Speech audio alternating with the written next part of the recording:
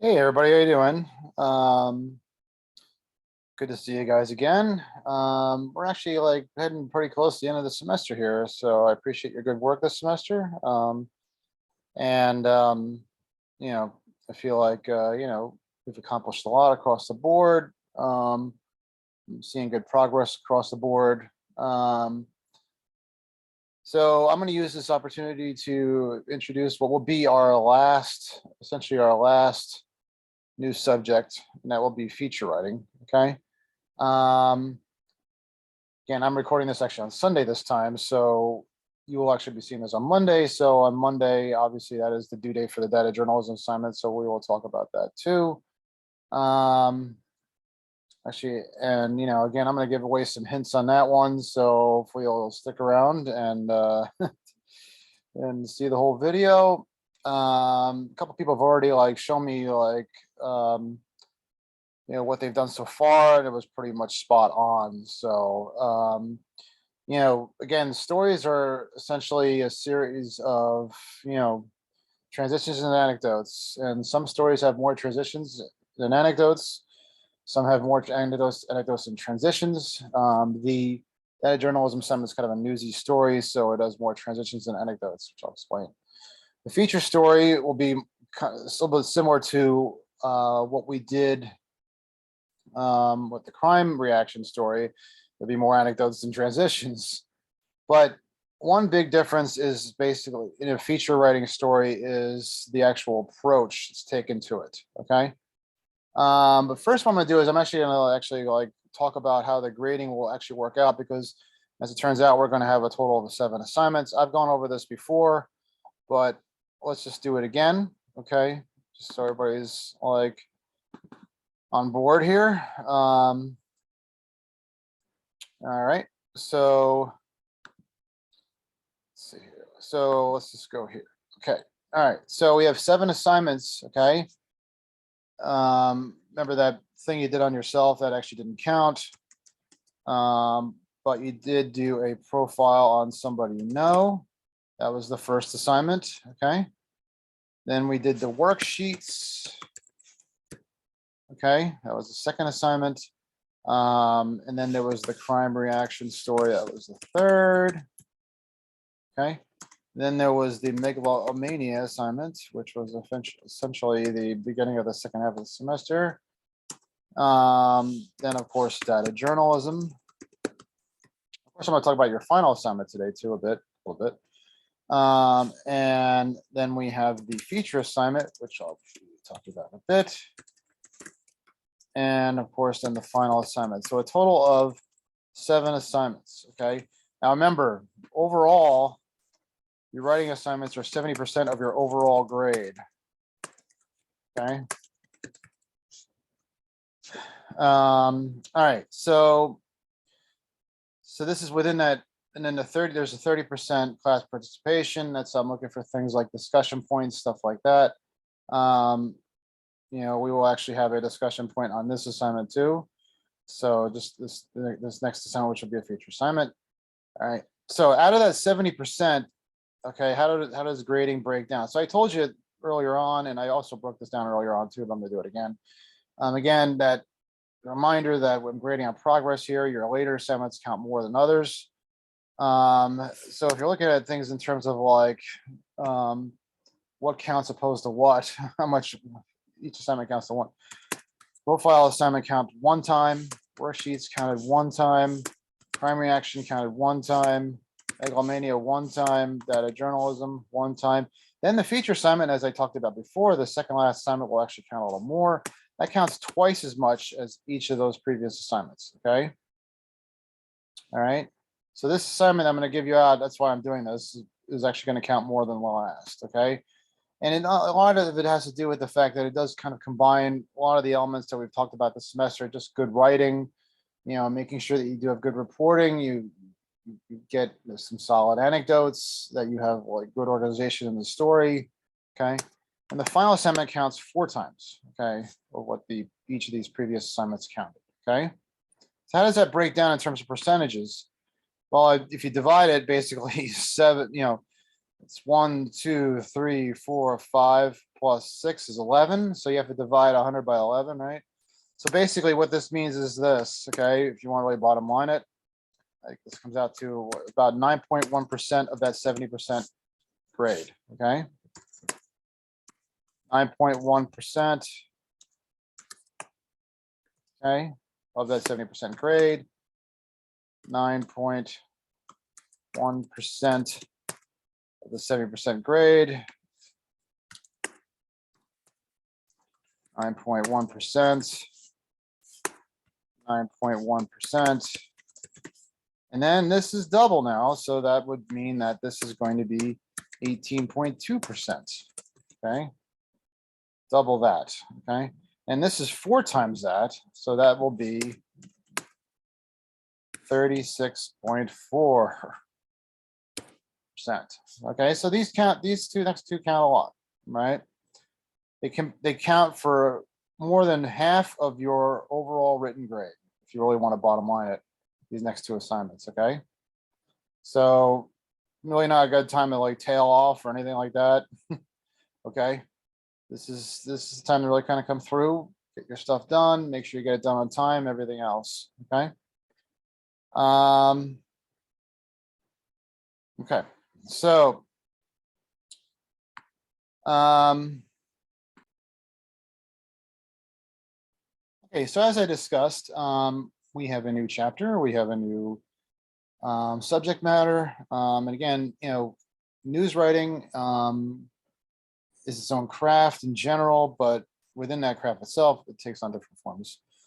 All very similar, all follow basically a similar formula as we've described before, whether it's data journalism or just straight journalism, whatever. But I guess the part where you can really have fun, I guess you could say, and you can always have fun, whatever you do. I know people who are really good reporters, but can't really get into the feature writing aspect of things.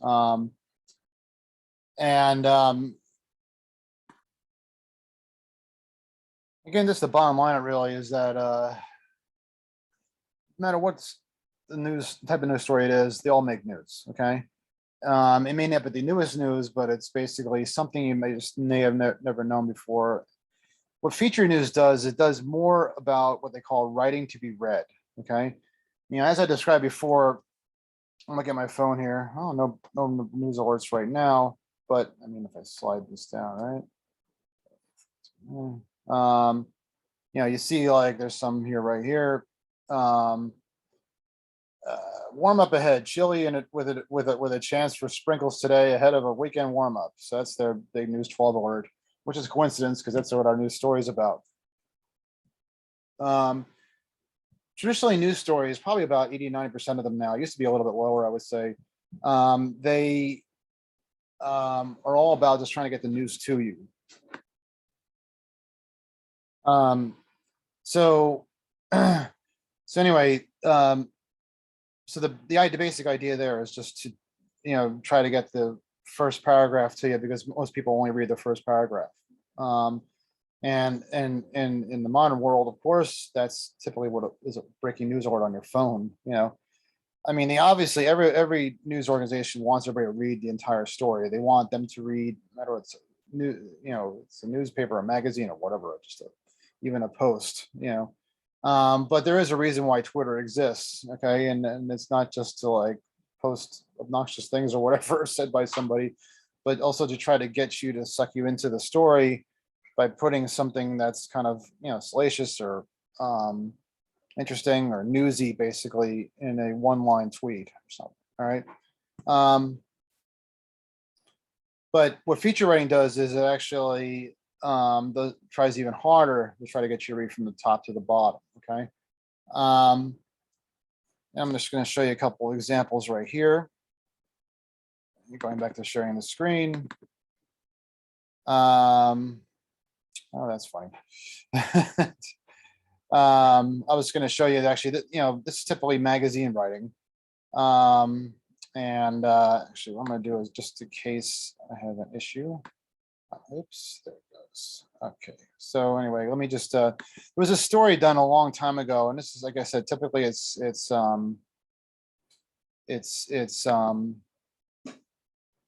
magazine writing and there's not as many magazines these days, but magazines, again, the idea is, I like to say that it's the difference between the person who's like riding on a train for a short time to commute and a person who's maybe riding to go to see the Metropolitan Museum of Art on a weekend. They got time. I think maybe this actually will help us out here. Here we go. There's a PDF. There we go. All right. So, and the great thing about actually, it's actually really good for business still to this day to actually have a story that you want to have people read from top to bottom, because actually, the way a lot of businesses measure their, a lot of news organizations measure their business now is not so much how many times people click on a story. Actually, that used to be the thing, and that wasn't profitable, but how long people actually stay on the site. Okay. So if you stay longer on the site, you're going to see more ads. You're going to stay on the site and basically spend more time looking at ads. Hopefully, that's the idea at least. Okay. Now this is probably the extreme version of a feature story, but the idea is that you don't necessarily know what the story is about in the first graph. Okay. And that's what they essentially call a tease. Okay. You basically try to get the reader in probably a suspenseful way, probably in a way that's actually like gripping, almost mysterious, like a mystery novel, really. Okay. It's almost like an upside down mystery novel, only that you basically have the big reveal earlier on. Okay. But the idea is actually trying to kind of like lure you into the story as opposed to just slamming the story in your face. Okay. And this is probably the classic. This, it's funny. Esquire says it's the greatest story ever told, but of course, this is their story, so they're going to say that. So anyway, but it's just amazing that they could actually do a story about somebody who has a cold, but they do it in a way that actually makes it believable and almost suspenseful and mysterious and everything else. And that's the art of writing to be read, is that basically it kind of like brings you along and kind of like, a way where you, again, like a novel would, in a way that leaves you guessing, and I know it contradicts what we've talked about before, because basically we talked about before about we don't want to leave people hanging on a cliff, but there are some times when it actually does work. Just that you don't leave them hanging on the cliff too long. So let's see. So basically what there is what they call essentially like a tease. And essentially what the big difference here is that instead of having like a straight, let's again, like slam the news in your face in the first paragraph, they basically start off with something anecdotal. Okay. So Frank Sinatra, holding a glass of bourbon in one hand and a cigarette in the other, stood in the dark corner of the bar between two attractive but fading blondes. Yeah, I know this is a long time ago. Okay. It's like 1965, who sat waiting for him to say something, but he said nothing. So he's still not, I still have no idea what's going on here, but it's actually kind of interesting because it's Frank Sinatra and you're wondering why he's worried, right? He had been silent during much of the evening, except now in his private club in Beverly Hills, he seemed even more distant. Staring out through the smoke and semi-darkness into the large room beyond the bar where dozens of young couples sat huddled around small tables or twisted in the center of the floor, to the clamorous clang of folk music blaring from the stereo. You know he must sound like that. So basically, you're getting this idea that Frank Sinatra is just hating life, okay? But you don't know it, but it's interesting. It's enough material so that you want to keep reading, okay? So, there's even more problems. Sinatra had been working on a film he disliked, couldn't wait to finish. He was tired of all the publicity. He was dating 20-year-old Mia Farrow. Yeah, he was worried about a starring role in NBC special. But here's the big problem, okay? Just a few nights before the taping was beginning, he was weak and sore and uncertain. Sinatra was ill. He was the victim of an ailment so common that most people would consider it trivial. But when it gets to Sinatra, it can plunge him into a state of anguish, deep depression, panic, and even rage. Frank Sinatra has a cold. I mean, you think about it, it's like, okay, so what's the big deal? But then here's what they call essentially the nut graph. They basically explain almost basically the entire story away, like a first paragraph lead would, okay? And it tells you basically why this matters. This is the why do I care paragraph, okay? Only that now it actually kind of really sucked you in, and it really kind of almost like magnified its importance by bringing you along in this mysterious anecdotal way. Sinatra is with a coal is Picasso without paint, Ferrari without fuel, only worse. For the common cold robs Sinatra of that uninsurable jewel, his voice, cutting into the core of his confidence, and it affects not only his psyche, but also seems to cause a cut of psychosomatic nasal drip with dozens of people who work for him, drink with him, love him. Basically, it's like, like it says here, it's like it sends vibrations to the president of the United States, suddenly can shake the national economy. It actually can, because he's an industry and among himself, okay? So, I mean, not going to be doing stories just like that. I mean, with these gigantically long paragraphs. So if you're wondering, like, why is he showing something that he's always told us not to do? Probably a better example, where do these feature stories lie, basically? If I look at the New York Times, not a lot of places actually do these kinds of stories anymore, but New York Times does. And, New York Times has basically, the news has been essentially dominated by, Ukraine and everything else. Let me just check to make sure here that I'm actually, yes, okay. I was actually a little bit worried I wasn't recording still. Anyway, you usually find them, like, if you found them in the news page, they usually were like the old news page with this paper. You would usually find them what they call below the fold, kind of later on. The idea is that this is probably for people who are going to be like reading on and on and on. That's also what the opinion section is for too, okay? So it's usually like lower on in the story, they basically blare the news at you first, the most important news first. And then if you want something added on, extra additional, you basically have to kind of scroll down and see where that is, okay? I actually had to really scroll down to find something, because a lot of it was just all straight news. Few cars, many customers, why auto are inflation risk. So the big difference here is that, again, instead of like having a straight news lead, remember I've talked about how there's a straight news lead and then there's like essentially transition and an anecdote and a transition and an anecdote typically. Well, you take one of those anecdotes and you put it at the top, kind of like this. Okay. All right. So remember, this is like essentially the typical, it's not always this way, but this is the typical path that a news story follows. Okay. Transition and an anecdote, maybe another transition, kind of describes the lead.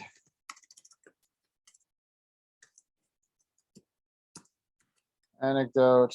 I mean, it could be a couple of anecdotes, it could be a couple of transitions, okay? And it kind of rinse, repeat, goes on from there. Big difference here is that you're going to probably take one of those anecdotes that maybe you would normally save for like later on in the story, and you're going to move it to the top. That's going to be part of your lead, okay? So you're going to have essentially an anecdote. Maybe, and then you would have maybe a quote, and then you would have what you call the nut graph. And that's basically, so this is basically the lead right here, okay? The lead is actually several paragraphs long. It's also what they call a delayed lead, okay? Where they kind of like wind up slower than they would normally, okay? So basically put an anecdote at the top, maybe with a quote that kind of help illuminate things, and then a nut graph to basically answer that question that normally the lead would do in one graph. Okay, at the top, very top, it would probably maybe wait 3-4 paragraphs in and have a nut graph.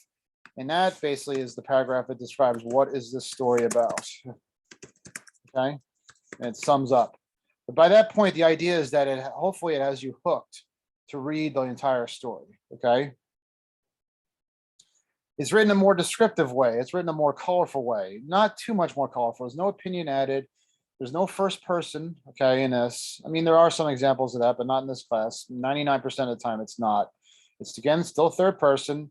Basically, it's the same kind of story. You actually follow the same, after that, you follow the same path you normally would, okay? Transition, anecdote, essentially on and on, okay? This is really the big difference is the lead, okay? It's an anecdotal lead, that's what they call it, okay? So let's go to that New York Times story. Okay. A lot of times, the best way to probably start off is with like one single person. Okay. Because if you start off one single person, and this is what you should do with any anecdote, you can dig deeper. Okay. If you have like, I've seen people start off with like a bunch of people, and you can't really do that. It's too passive. You can't really get too detailed. You can't really do like really good reporting. If you look at like one person's struggle, one person's situation, one person's maybe like triumph, then you can really kind of drill down deeper and get more detail. Okay. So we have basically, and typically it's like a sidebar or a fob to a larger story that's been ongoing. And this one deals with inflation. Okay. Few cars, lots of customers. Why autos are an inflation risk. Okay. So it's talking about essentially why the car industry has been suffering because of inflation, unfortunately. Okay. And then what it does is it starts off with one person. Karina Deal, is that how you say it, is eager for more sedans and pickup trucks to sell her customers in and around the Pittsburgh area. But as the pandemic enters its third year, cars remain in short supply and the squeeze on inventory shows no signs of abating. So basically, we don't know everything about what the story is about. We only know one person's situation, okay? Are we just gonna talk about Karina Deal, and basically how her lot's like full, the whole thing? We're gonna talk about something bigger, okay? If I could get 100 Toyotas today, I would sell 100 Toyotas today, okay? Instead, she said she's lucky to have 3. It's the same with every brand I have. So actually, it kind of makes it even more interesting because basically, this is not just a story about inflation. It's a story about like how basically it's really deepened the impact and how it hurts people. And as you read on, you start to learn that, okay? Dealerships like Miss Steele's are wrestling with inventory shortages, the result of a dearth of computer chips, production disruptions, and other supply snarls. That's it's not a problem just for car buyers who are paying more. It's also a problem for economic policymakers as they wrestle the fastest inflation in 4 decades under control. Okay, so this is what they call the nut graph. So you basically have it's a couple of teases. You have this. You have basically something about a dealership, and you're thinking to yourself, "What the hell does that mean? Is it going to lead to something horrible? Is it something lead to something like that maybe I can relate to?" And yes, it does. And then is it something I can relate to, but it can provide more deeper detail. And then you find out when you read on, you see this nut graph, and it kind of basically explains it. Okay, the dealerships like Miss Deals are wrestling with these shortages. It's a problem not just for people who are in cars, but it's a problem for people any deal with anything that's related to it. Okay. It goes into transitions that help explain why this is happening. Okay. Then maybe even more anecdotes. Okay. The idea is that it winds into the story slower. Okay. So instead of having like that one paragraph that basically starts the story and basically tells you what's going on, it's essentially 3 paragraphs to do it. Okay. And I have to tell you, this is actually a topic that is actually much easier explained, when you're actually doing the story. So hopefully, we can do that when you actually when you actually do the story. I'm going to actually get the story, which I'll explain in a bit. Basically, just trying to get people into the whole idea of actually trying to basically really use their like skills and like being more observant. There's always a little more detail about like the things people see, a little more detail.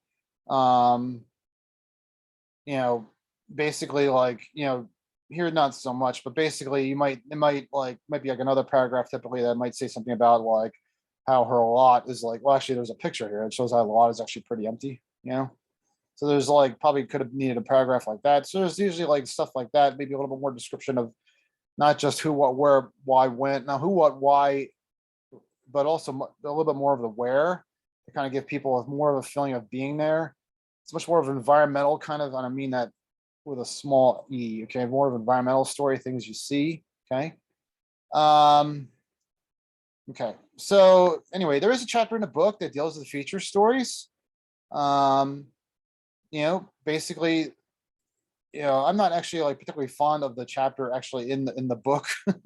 So actually what I do is actually I basically try to let people know, I give people actually materials that are actually from the previous book. But basically as it says here, universal needs, it basically helps explain, like not just the overall topic, which has been reported on a lot, but basically it drills down more specific, relatable things that people could talk about, like an emptier car lot. Okay, somebody struggling with their business or something like that. Okay. The only requirement for the lead of a feature story is that it interests people, making them want to stay with the story to learn more. Okay. and they actually call it an alternative lead. Okay. All right. The body of a feature story is actually typical, but the alternative lead is actually like what is really like what kind of changes it a bit. Okay. Okay. And then, well, the ending, I mean, I would just say it basically kind of ends typical way. I mean, typically, like when we did a profile story, we did it as a straight news story earlier on. But actually, a profile is probably best written as a feature story with something that actually kind of, basically builds and builds into the actual big reveal in the nut graph. Okay. They actually have a little kind of guide here and basically maybe how it would kind of build. Maybe it starts with a little bit of a conflict. Bullied by other children and bewildered by ordinary life, Daniel Tammet, in his early years, burrowed deep inside the world of numbers. They were his companions and his solace. Again, you're looking at one person and their detail and their situation. Okay. All right. I'm actually like kind of flipping through here because again, I'm not in love with the chapter in this book that actually deals with it. I actually feel much better about, they just basically go into different types of features here. Participatory features, of course, a lot of people do those. But there's a previous chapter in a previous book that actually did a better job, I thought, in actually wanting in. And what they did was they essentially did a comparison between the types of leads you should be doing. Okay. So, you basically have like your typical news story, basically with the inverted pyramid, a traditional news lead, give who, what, where, why, when, how, as much as possible in the first paragraph. And then it kind of follows the typical flow that we've talked about before. Okay. This is actually under the modules section of the feature section of the module section, the same exact thing. So you want to take a look at it. Okay. A narrative lead, but it's also called a narrative lead, and actually probably the best way to show it is right here. Maybe it says dramatic point of the story could be like an anecdote and create narrative suspense with foreshadowing. So that's the biggest difference here from here. And then of course it has like a nut graph where you basically give the theme of the story. So that's basically the big difference right there. You have this and you have this. Okay. All right. You go into some of the more the techniques that you would have like in a book. This is actually where we get closer to a book, or maybe you do things like foreshadowing what might happen, but you don't give the big reveal right away until you get the theme of the story. And then there's maybe even more detail that makes it even more interesting. So you go back to that. Okay. Like I says, you could tell the story in chronological order. Okay. The nut graph, like the lead in the inverted pyramid story, a nut graph paragraph gives the theme and summarize the key facts. Unlike the lead in the inverted pyramid front, it's still inverted pyramid a bit. It's still kind of, everything is a little more equal in terms of detail in the story. So that's why they say that. But the nut graph is up high in the story. So much like the inverted pyramid, the fat is still the fat part of the story. Okay. Nut graph is not like the first paragraph of story for this council story. After the first deleted paragraph, nut graph might look like something like this. It's usually something that basically kind of just sums up. And like I said, they're using kind of like a typical council story to basically show how that works. Okay. All right. I'm actually just trying to show. So here we go. They basically provide their own example of something here. And then a lot of times this technique is done. It's not just like done to always be fun, but also like get away people to like read more details about the story. And like I said, typically it's kind of the thing that's done when there's more of a timeless element to the story, where this can be like read at any time. I mean, when you're writing about, let's say, like a murder or some sort of a crime incident or something like that, you want to have like a straight news story, basically that says what's going on. Okay. But you may follow that up because you got more details about what happened. And now the crime happened a couple of days ago, but you want to like make it seem as though you just want to repackage it so it's presented in a way that you're going to reveal details that people don't know yet, and that's news. Okay. So this is about arrest of two teams after a series of home burglaries. Okay. They carried knapsacks and bags to tote loot.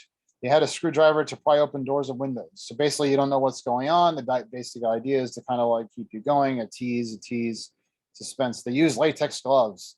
They acted like professional criminals, but officials say they were teenage burglars coached and directed by a Palm Harbor woman. It's even more than that, whose son and daughter were part of her gang. So, this is not just your typical break-in story. They want to actually like reveal some unusual detail, and they did it in a suspenseful way. And then they come in with essentially what would be the nut graph. Pinellas County Sheriff arrested Sharp, 2 of her children and her 2 teens Wednesday after a series of home burglaries. Okay. And then it kind of, like I said, it kind of typically follows a typical news format where you might have like an anecdote, a transition, an anecdote, and a quote. Okay. All right. So, which brings us actually to our assignment. Okay. Now you only have a week on this one. Okay. So I suggest, again, this reading material is actually, if I could go back to the modules, it's actually under, I just showed you before, what I showed you before from that book. It's actually under here, feature news. Okay. And actually, if you go down, there it is, the same damn thing. It's all right under here. You follow the modules, okay? And if you follow the modules, you'll see that the major assignments comes after that next. I also provide another example of feature story here, okay? All right, so I haven't actually posted this yet. I'll be posting this on Monday, so actually that's why you're not going to be reading this in the student view.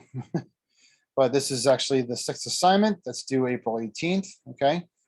So we are doing a feature story, instructions for which are right here. I'll be showing that in a minute. And then I have actually posted a discussion point, and this is actually going to be a feature story on the weather. Yes, the weather. I figure this is kind of a universal subject everybody can talk about. What's interesting about this is that I'm actually doing a straight news story on the weather. I feel like the weather is becoming more and more of an important issue for people, obviously, because of climate change and things like that. But, for college students and that sort of thing, it's also an issue because it's like, for everybody, it's an issue because it's an issue about like, how do I get to work? How do I, what are the roads going to be like? What kind of clothes do I have to wear? Do I have to like I know this is becoming more of an issue now because now we're all back. Not everybody's back on campus, but a lot of people are back on campus. And you're not, in this class, obviously. So, but it's an issue if you have to go to the store, the weather, everything. It's something that probably affects people more than anything every day. It's also probably the most popular story on the web. It doesn't matter what happens.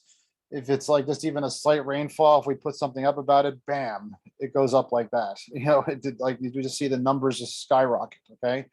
So, I know a lot of you don't actually live in the New Brunswick area. So New Brunswick, New Jersey area. So I actually have a paragraph here where you say, if you don't live in the Rutgers campus area, feel free to write about your own area.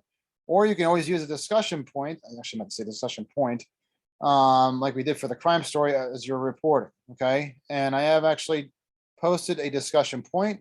Of course, I expect people to participate. You go right here. Basically, please answer. What is your opinion about the weather? Oh, that's Rutgers tuition. I'm sorry. That's not what I was looking for. Actually, I should actually pin this one, right? Well, first let me unpin this one. And oops, and now I'll pin this one.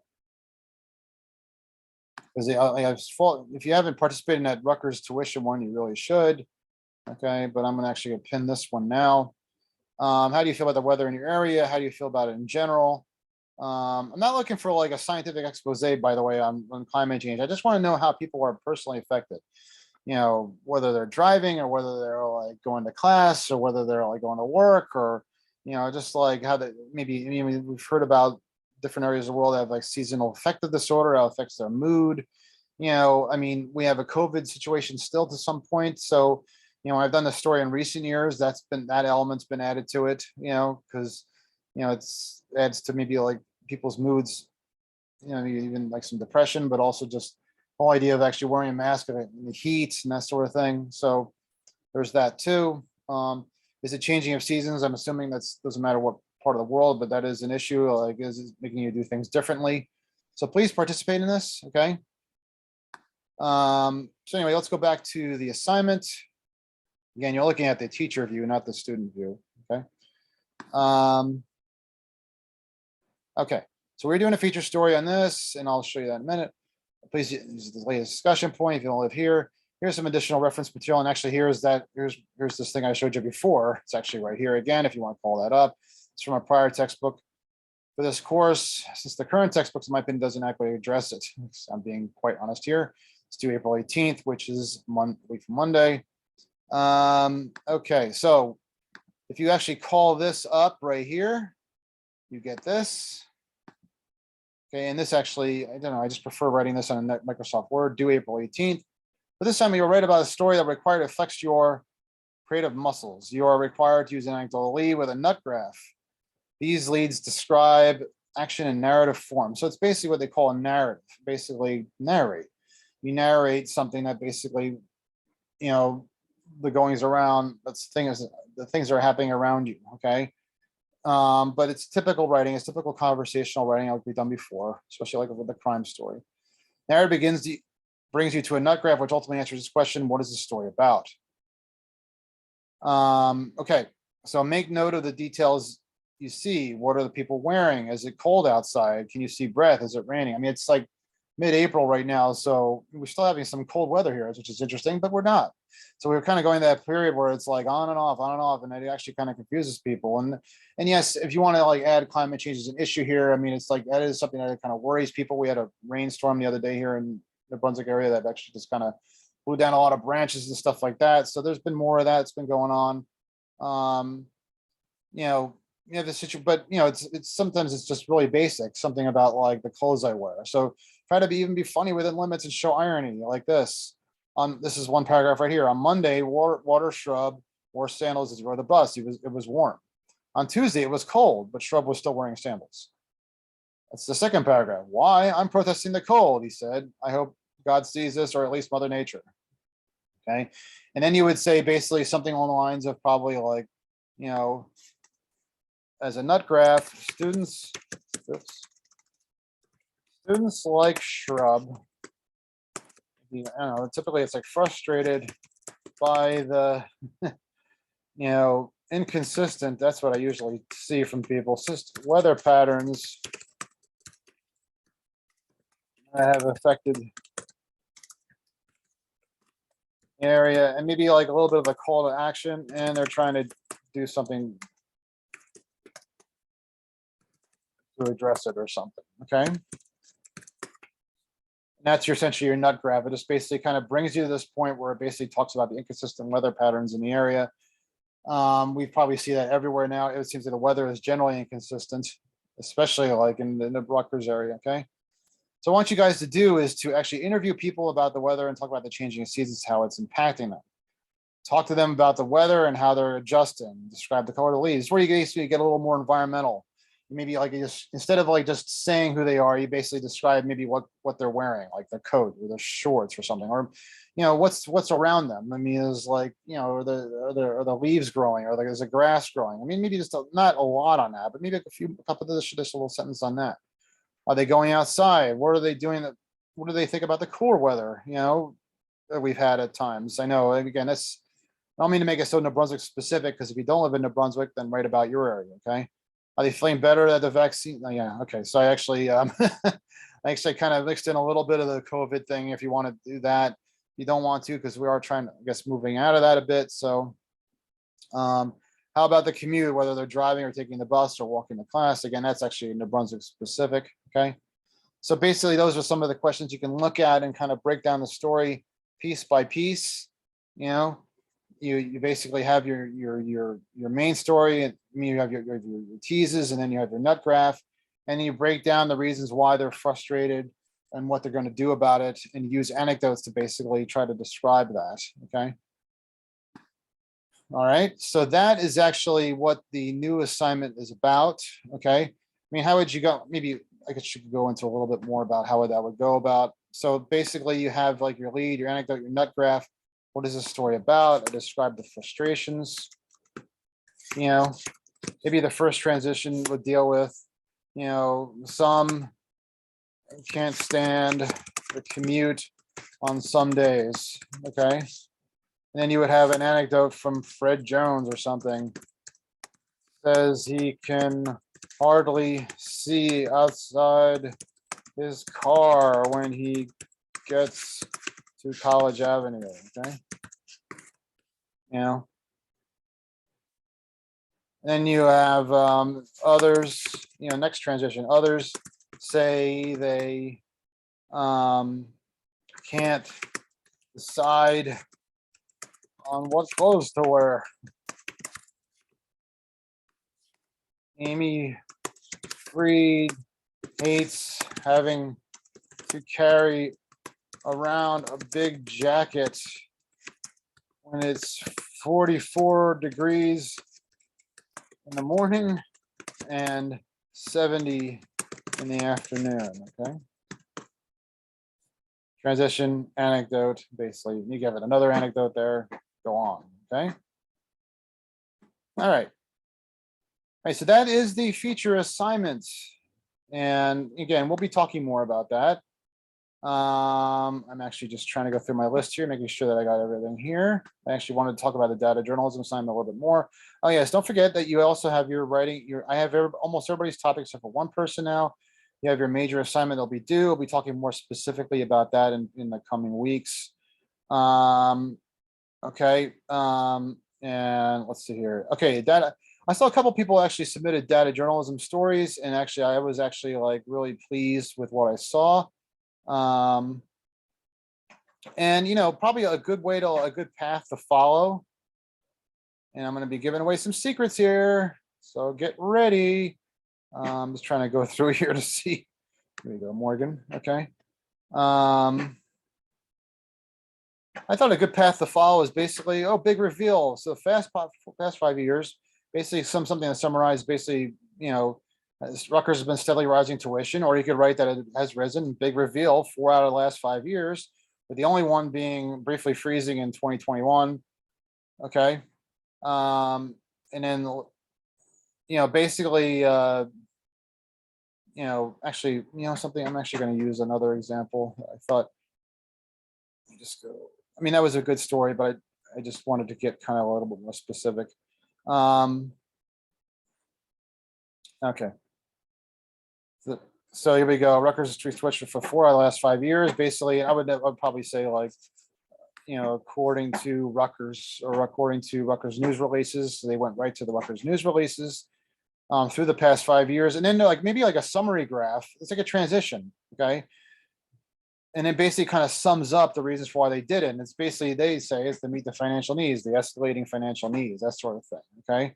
So basically you have essentially like the big reveal, and people probably didn't know that. That's what these stories are about. You know, 4 out of the last 5 years, they've raised tuition. Kind of gives people some sort of idea. Should I go here? And maybe people don't even go here, you know, or, you know, a lot of times tuition is something that's probably like comes out of your automatic deposit or something like that. So you don't even know it, you know? And then we go into maybe some specific years. I suggested using the Rutgers news releases through the search engine to find that stuff. Okay. But, you know, this is fine too, using like other news sources, ng.com. You know, basically going to specific years, 1.85 this particular year, which was a little bit below. And then like this one particular year, which was like among the highest years, it was, you know, driven by a salary increase. You kind of go into specific years here. So these act like it's transitions. The following year was 2.3. Then I guess the biggest year, no, actually the biggest year was actually a 4.2. Oh, the budget, I'm sorry. No, this was actually the biggest year, 1920. It was 2.9, and that was because of a large budget increase. Okay. But then there was something interesting, and that was the 2021 year. And that was because of the COVID-19, it was actually frozen. Okay. So basically kind of go point by point and maybe like specific years that are of interest. And then we get into like the Rutgers students' reactions. Okay. Rutgers students, so you know, some of them said they understood, and this actually I believe was actually from the actual discussion points themselves. Robert Lewis said you know, Rutgers, should be no commas here, has a fair price for the high valued education students receive.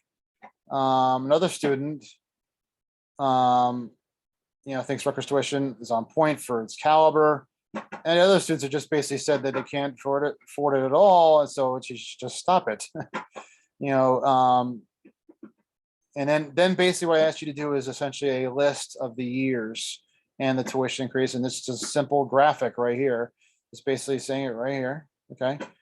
17, 18, 1.85, then 2.3, 2.9, blah, blah, blah, okay? Once I expect you to find that on your own. Okay, so that is actually a very good way of actually following that story. And again, you know, how do you find it? I mean, you could do a simple Google search. It's usually like the best way to find a Rutgers tuition increase. I mean, maybe the best way to do it is to kind of go year by year. You know, 2018, there you see the news release. And then actually the best thing about going to a news release itself is actually that it actually provides the reasons for why they raised it, okay? All right, yeah, there's my old employer patch. You'll see it there. Maybe you go to 19. Let's see what shows up for 19. Yep, there's another news release. Okay. Goes in explanations for why it happened that year. At least there are explanations, right? Then you go to 2020. All doing this through a Google search, my essential, but then there's a news release. So that's all you really got to do. Okay. All right, so how about we go through things too quickly? I know we introduced a new subject there and everything. So, but you know, just please get that done. That data journalism assignment due Monday, end of Monday. Okay, if you want to like send me again a rough draft ahead of time, that's fine too. It's still not too late for that. And again, there's the feature story, same deal. If you want to send me a rough draft ahead of time for that, please do that. And then we get into the final assignment. And of course, you really should send me a rough draft on that because there's no rewrite for that, okay? Remember, these last two assignments, as I described earlier, count more than the previous assignments, okay? All right, everybody, thanks very much, and I will be talking to you.